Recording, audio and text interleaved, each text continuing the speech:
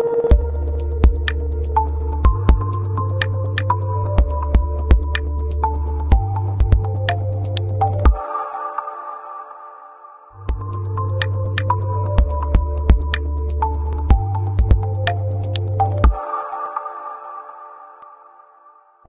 am benn victime boo xam te ni dafa daanu ci moto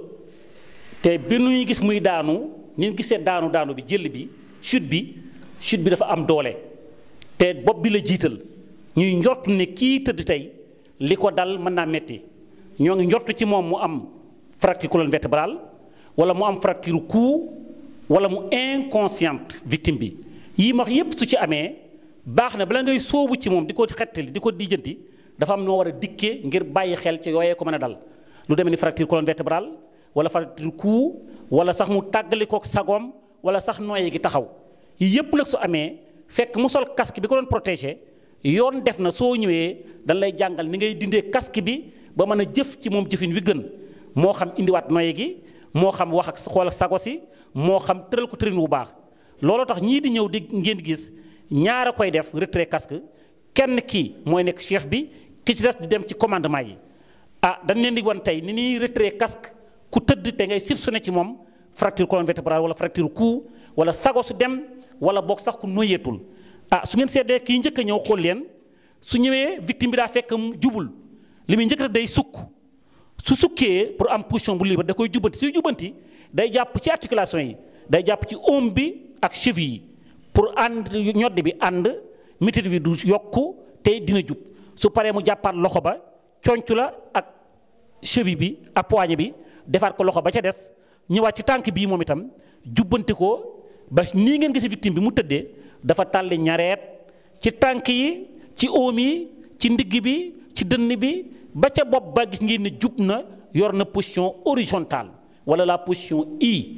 lii nag la ñuy sabablu ci nit ki mu jube ni ndax da ngaa am ci moom njort ne ndigg lee damm wala baat bi wala bopp bi am ayib wala mu tàggale kook sagom pare na ci jëf ju mel nii day jàll nag ànd ak ki koy dimbale nee naa leen ñaari nit ñooy génne casque kenn ki day féete ca bopp ba sukk ay omam teg ay loxoom ci suuf conc ya nekk ci suuf mu jàpp ak ñaari loxoom ci côté bopp bi wet gu ne ci bopp bi day jàpp casque bi bu dëgër baaramu déy bi écarté wu yeneen ñeenti baaraam yi téye côté casque bi kii sukk nag ci mbagg yi moom mooy chef bi lii njorom day njëkk a génne ceinture casque bi xool leen xam ne dañ koy génne noonu mu rocc ko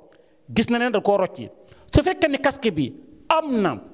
luy tudd verre wala lu muur ay bëtam dañ koy génne comme nii mu koy defee ba mu génn ngir mu mën a jàkkaarloog bakkan bi ak gémmiñ gi ak gët yi def na ko ba pare day dugal benn loxoom ci nit bi ci ndong gi gis ngeen dugal na benn loxoom teg ko ci suuf bu baax a baax a baax ci la yëkkatee ndànk cuukeel bi jàpp ñaari baaroom yi teg ko ci sikkim bi ñoddi sikkim bi mu téen cuukeel bi juutu sikkim bi téen gët yi nekk ci kaw ñaari baaroom yi téye mu yëkkati bopp bi tuuti ba mu décollé fi mu tëdd mu ne ko ndax pare nga mu ne ko waaw mu ne ko ñoddil ndànk-ndànk gis ngeen soxna sami ngay ñoddi ndànk gis ngeen bopp bi yëngutuwul dara yëngutu ci bopp bi lii mooy tax nag ñu xam ne li ko dal du yokku ci damu-dam pare na gis ngeen nag soxna si téye xool leen ni mu téye baaramu déy bi dem na ca bopp ba yeneen baaraam yi mu xàjjale ko ngir téye ŋaam yi ci suuf téye lex bi téye ci gët yi ba téye ci bopp victime bi nii mu téye bu dëgër nag moo lay wan ne la victime bi bopp bi du yëngu gauche du yëngu droite du dem ci kanam du jëm ci ginnaaw ci la nag chef bi di roccee loxoom ndànk-ndànk dal di nag wuti lu koy kal ndax bopp bi nii mu def daa war a am lu ko kal ci suuf ba mu nekk ci surface bu plate moo tax mu ronal ko ñaari mbir dal di ko nekk ko yoral ndànk bopp bi su ngeen xoolee nag ron na ko danaa ko yoral ndànk bopp bi soxna si day yor bopp bi teg ndànk ci lim ko kalal pour mu rembourrer ko su baree nag côté gauche ak côté droite bopp bi taamu nañ ci nga kale ko ngir bopp bi du mën a jëm ci gauche ba du mën a jëm ci ginnaaw du mën a jëm ci côté droite du mën a jëm ci kanam lii daal soo si mbokk yi soo ko defalee boo xamante bi da ngaa njort ci moom damm baat damm colonne vertébrale bopp bi maintenir nii ba ambulance bi ko yóbbu hôpital ñëw dina tax la ko dal du yokk du fa jëlee paralysie te su inconscient di nga ko mën a xool su noyyi gi demee di nga ko mën a xool ba lépp lu war ci bopp. da ngay xool am ci wax ma xool bu dee am na lenn loo xam ne mën na gaañ wala mën na ko gaañ te si lieu de scène bi gis naa fil courant dama koy génnee d'abord ndax dafa nekk loo xam ne mën na ma gaañ wala mu gaañ may jël bant bi génnee ko su ma génnee fii ba pare courant bi ma génne yenn yu sew sewaan yoo xam te ne mun na ko gaañ wala mu gaañ ma comme ni génne naa yëpp ma tege ko à côté léegi bu may génnee xoolaat naa gis naa ne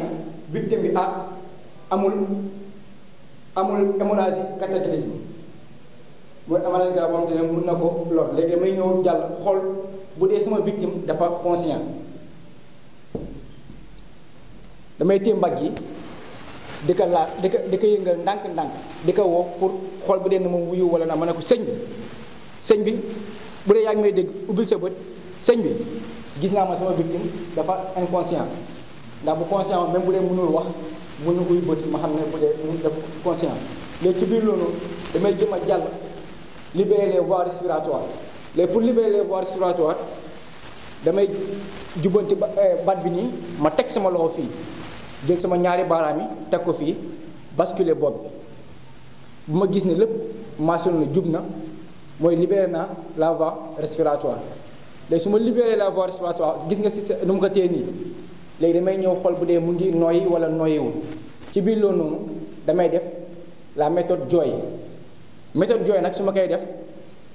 bakkan laa sama bakkan bi nopp laay jël ak joue bi lex bi ak bëti ñooy liggéey ci biir loolu noonu damay jël man sama bakkan teg ko ci sama nopp teg ko ci bakkanam sama joue lex ma teg ko ci gémmiñam samay gët ma ngi xool biir bi bu dee mu ngi def mouvement damay ubbi gémmiñ gi su ma ubbee gémmiñ gi sama nopp ak moom bakkanam dafa am benn hauteur wu 5 centimètres su ma tegee méthode Joy bi nii dafa war a durer au minimum 10 secondes 10 secondes mën na gis naa ne sama victime dafa conscient dafa day respirer mu ngi nooy léegi comme que sama victime mu ngi nooy damay xool bu dee am na yeneen hémorragie grave ci biir loolu damay commencé fii laay commencé di làmp ma def nii xool gisuma dara ma wàcc ndànk-ndànk nii ma xool amul ma ñëw si tànk yi xool gisuma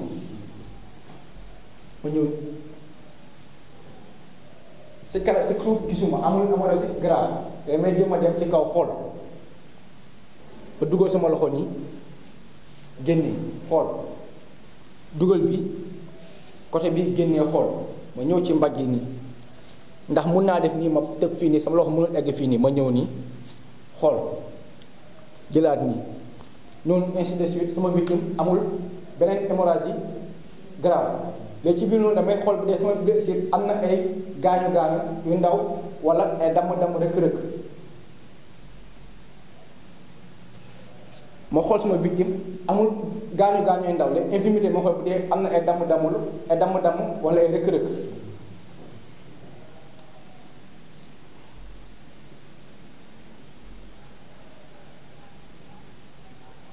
xool naa sama victime amul gaañu-gaañu amul rëkk-rëkk amul damm-damm dara jotu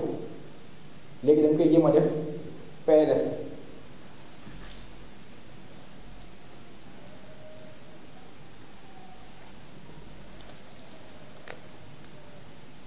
ak sama loxo fii yëkkati bi tànk bi su ma yëgee tànk bi ma basculé ko mu ñëw jubbanti bopp bi ubbi gémmiñ bi tànk ma tegee ko nii def naa ko position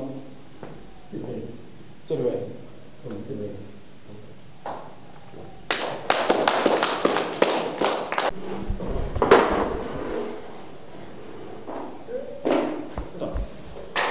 là dégage tout ce qui peut blesser la victime. Je viens pour dégager tout ce qui peut blesser. Je cherche la conscience. Aminata na nga def lan la da nga daal depuis kañ man la Giras dégg xaaram xoolal sa yaram je cherche s'il ne saigne pas là il ne saigne pas. Après ça, bon, puisqu'il parle avec moi, je suppose qu'il respire. Donc je cherche juste les lésions. la circulation, les saignements, maintenant je cherche les lésions. Fan moo lay métti ci loxo bi. Ok, c'est là. Je vais chercher s'il n'y a pas d'autres lésions. Au niveau des membres, au niveau de la tête, au niveau du dos, les pieds. Non, il n'y en a pas. Donc je cherche, je vais examiner maintenant tout le corps. Regarde-moi, xool-moi. Ok. Il n'y a pas de douleur. Je vais voir au niveau du ventre. Méttiwul. Vous mettez nga wax ma dégg. Donc là, il n'y a rien sur son corps. Je vais prendre les constantes.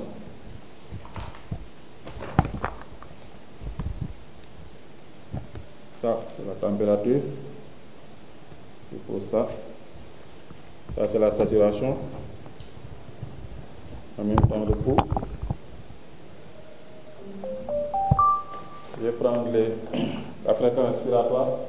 Chrono, s'il vous plaît.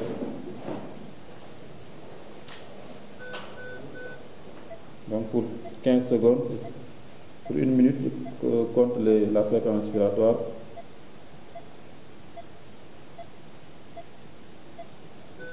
Là, il y a 12 cycles par minute. La saturation, 100%. Le pouls, 74. La température, ça sonne.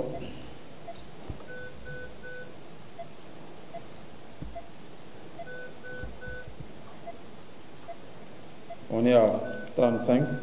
0,5, ça fait 35,5. Ba nga daanu lan la woon soo jógee daanu da nga doon miir nga daanu da nga jël garab wala jëloo benn garab da nga allergique benn médicament allergie yoo dara ok actuellement métit bi nu mu lay dikkalee day métti tuuti daal di sedd ba nga daanoo la commencé wala avant nga daanu ba ma daanoo tuuti toog tuuti rek ay 10 minutes yooyu ci la commencé ok boo ko doon natt xayma diggante 0 ba diggante 1 ba 10 lan la sachant que 10 mooy métit bu fort a fort a fort 1 mooy métit bu xaw a yemamaay. day nekk 1 ba 8 rek. 1 ba 8 8 à peu près donc 8 sur 10 ok ba nga daanoo léegi ñaata minutes nga ko xayma. mi ngi bëgg a mat 30 minutes. mi ngi bëgg a mat 30 minutes ok jërëjëf dinaa woo sama sapeur xaar sapeur yi ñëw jël ko wala ñu yóbbu ko def ko ci transport mën ko évacuer. L'objectif de cette formation vise à former un certain nombre de secouristes expérimentés en secourisme avancé, ce qu'on appelle les premiers répondants. Cette formation regroupe 30 volontaires issus des départements de Thiès, de Tivaouane, de Mbour, de Saint-Louis, de Mbacké et de Kolda. Et durant 5 jours, on a eu à échanger avec ces volontaires-là sur une approche assez nouvelle qu'on appelle l'approche docteur ABCDE. Donc c'est une approche qui permet de renforcer les compétences des volontaires dans l'examen d'une victime. Ils ont aussi utilisé un certain nombre d'outils que les secouristes de base n'utilisent pas pour le moment. Donc c'est une formation qui a concerné de manière globale à peu près 85 secouristes issus de 17 comités départementaux de la Croix-Rouge sénégalaise. Aujourd'hui, on était avec nos collègues du Comité international de la Croix-Rouge et de la Fédération internationale des sociétés de la Croix-Rouge pour aborder les questions en lien avec l'accès plus sûr dans les activités de premier secours, mais aussi les communications en situation de crise. Je suis accompagné en ce moment de mon collègue Cheikh Omar Sy, qui est à ma gauche, qui est formateur en premier répondant, et aussi d'une de nos collègues participantes qui nous vient de Mbacké. Cette formation avait pour objectif essentiellement, comme je le disais, de renforcer les compétences de ces volontaires-là, de les outiller davantage dans la gestion des situations de crise, dans la gestion d'un nombre important de victimes. Ils ont appris à faire le triage en situation d'afflux de victimes. Ils ont appris à utiliser des outils tels que les saturomètres, les autres, ce qu'on appelle le tourniquet garrot, qui sert à aider à arrêter un saignement grave. Donc voilà en quelques mots les quelques moments qu'on a passés depuis 5 jours avec ces volontaires-là. Et cette formation se finira demain, vendredi, dans l'après-midi. Man maa ngi tudd Cheikh Omar Sy nekk maître formateur premier répondant. waaw li ñu fi dajale nag mooy dafa nekk ci cadre bu ñuy wax plan de contingence en vue des élections à venir tey jii nag yàlla dimbali ñu dajale fii ay xale ñaari cohorte ba ñeent jaar nañ fii ñu wat 85 personnes ñu war leen former tàggat leen ba nga xamante ni wax dëgg na yàlla danañu pare pour que intervention yi nga xamante ni bii dafay laaj vraiment de l'expérience des actes très avancés ñu mun ko taxaw jiite ko xale yi nga xam ñoom lañ jiite ci seen département. donc lépp mu ngi concerné 17 départements yi ñu impliqué dans ce plan donc ci 17 yooyu fu ci ne 5 volontaires jóge na ci chaque département ñu war leen former tàggat leen ci ay xam-xam yu bees yoo xamante ni wax dëgg na yàlla mën na approfondir sa connaissance utiliser fi ay matériels yoo xamante ni bi sur le plan médical di nga mën a am ay informations yu baax yu mat yoo mën a jox le personnel médical parce que ñun on travaille en collaboration ak ñoo xamante ni ñooy ay médecins ak des personnes spécialisées donc dafay baax boo leen di jox nit parce que li ci ëpp ñun ñooy nekk ci terrain bi bu yenn jafe-jafe amee ñun kese ñooy nekk ci terrain bi donc dafay baax sooy transférer nit wala ngay transférer blessé nga mën a fournir ñu ngi koy jox ay information yu valable donc ci loolu lañ leen di tàggal xale yi nag ñu ne vraiment pare nañ dañuy allier théorie et pratique donc ci loolu lañ nekk boobu ba léegi maanaam activité bi suba lay jeex vendredi bu mu jeexee kenn ku ci ne au retour de chez toi nga mën a dupliquer voilà ak ñi nga xamante ne ñoom ngay fekk yi ñu préparé wu éventuellement lu mën a xew rek ñun ñoo xamante ne ñun ñi mën a taxaw en face jaamaarloog moom mën ci taxaw bi ci war